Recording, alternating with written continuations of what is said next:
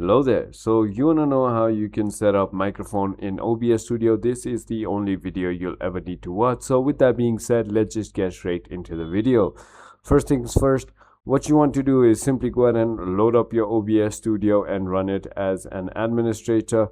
Normally when you launch it, there is going to be your mic and aux. However, if there is no mic and aux, or for example you want to add it to one of the scenes, all you need to do is simply go ahead and click on plus, and then click on audio input capture, add existing, and then simply go ahead and add that. However, if it is not showing there, you want to go to settings, you want to go to audio, and on this audio there's going to be a global audio devices tab right over here. As you can see, for your microphone it might be disabled right over here. So what you want to do is simply go ahead and either select default or choose your devices that you have plugged in and simply click on apply and click on OK.